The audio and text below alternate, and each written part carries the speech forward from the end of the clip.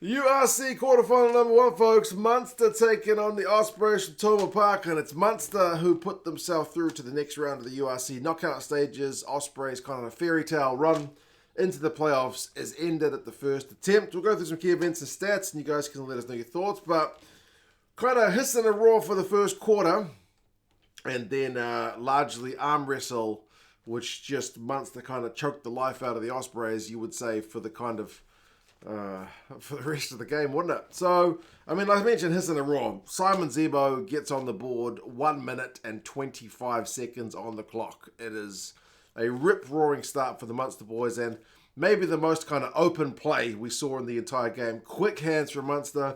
They shift the ball left. They go close to the sideline. Manage to keep it in, shift it right. The Ospreys defense is having to scramble. Zebo lines up Giles kind of one-on-one. His shoulders kind of turned and he's able to beat him. So 7 points to nil for the Munster boys. As I said, 2 minutes on the clock. Cracking start. Not what you need if you're the Ospreys, the 8th qualifier going to the number one qualified Munster side. But to their credit, they got their only points of the game pretty much immediately in reply. And it's Giles who manages to get the try. We dink over the top. I forget who gathered it initially. Was it Nagy? And then Morgan Morris with the final pass to Giles. Like, just cut the Munster defence with that little kick. Found some space. But they found it really difficult to find any space after that, as is kind of evidenced by the scoreboard. But 7 points apiece. That's a good reply from the Ospreys. And to be honest, their scrum was looking dangerous. Like, their scrum was able to get a couple of kind of early penalties to at least, get that little bit of kind of nagging doubt. Look, Munster, if you guys are going to knock the ball on, if there's going to be scrum time, we might be able to milk some penalties against you. So there was at least that. But, I mean, Munster kind of rose to that challenge a bit later on as well. Munster, with a couple of penalties going their own way, did manage to get their maul going, which was impressive. And Niall Scannell's able to go over for the final try of the game on 18 minutes.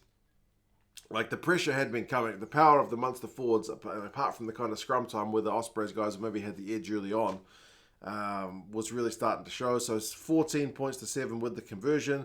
And then the Ospreys continue to concede penalties. Munster opt for a 3. It's knockout rugby. There's no bonus points. So why not, man? Why not? And 17 points to 7. So a 10-point lead.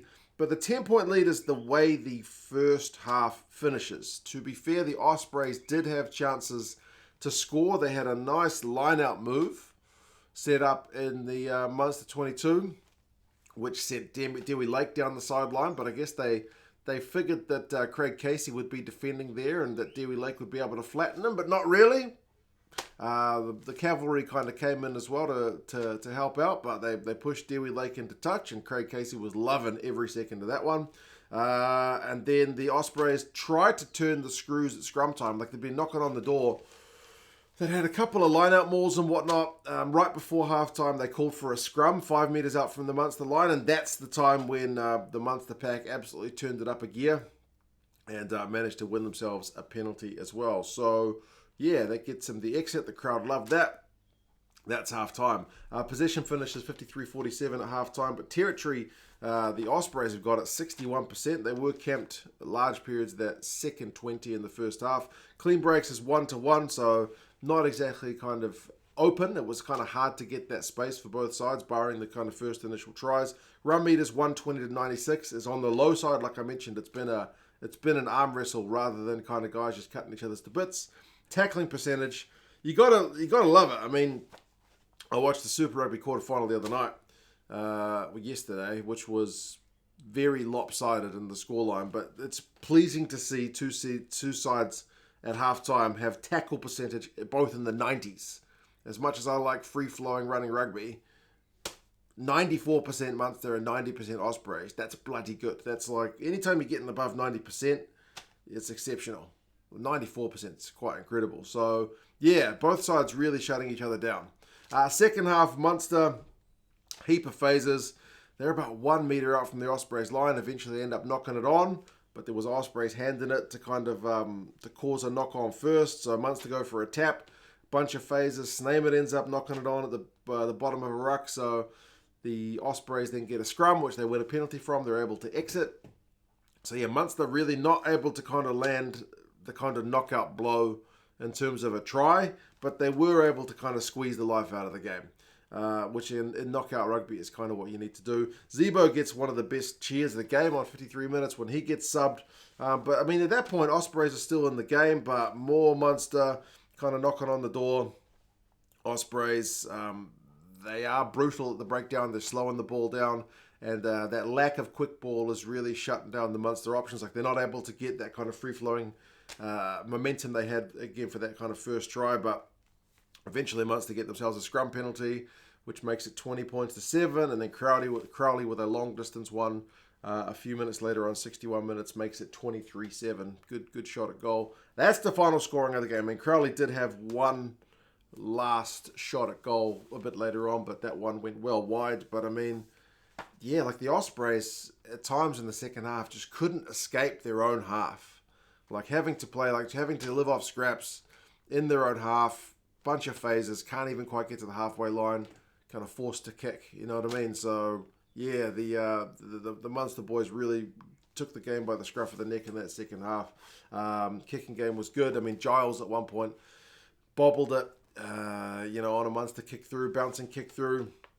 That ended up being a Munster attacking opportunity. But the Ospreys boys didn't concede any tries. So, their work at the breakdown and their tackling effort was able to limit the scoring to those penalties. But at 23-7, the Ospreys didn't look like coming back from that far behind. It was not that kind of game. So, yeah, the game kind of just draws to a kind of slow conclusion, like that kind of python just squeezing the life out of its prey. Full-time stats, possession finishes 58-42 and territory 54-46 to Munster. So the second half stats, Munster 62% possession, 67% territory. Like the Ospreys, as I said, were just living off scraps. Run meters finished 254 to 179. Clean breaks is only 1 by the Munster boys and 2 for the Ospreys. So really, really low in the scheme of things. But like I mentioned, the defensive shift for both sides needs to be highlighted. As much as we love to give attention to attacking play, both sides still tackle in the 90s. And the clean breaks conceded is very low. So that shows, maybe if you're a Munster fan, you're thinking, cheapest, we couldn't crack this kind of Ospreys defense. We're going to have to be beaten in our next game. Maybe true. But also, you got to be happy with only conceding a couple of clean breaks and tackling at 91%. 117 tackles from the Munster boys, 150 from the Ospreys guys. Munster keep their penalty count below 10, which the coaches will always be happy with. 3 of those penalties of the 8 they conceded were to props. So a few scrum penalties, 12 penalties conceded by the Ospreys. Ospreys will also not be happy with the ball lost, like 14 turnovers conceded to the Munster 8.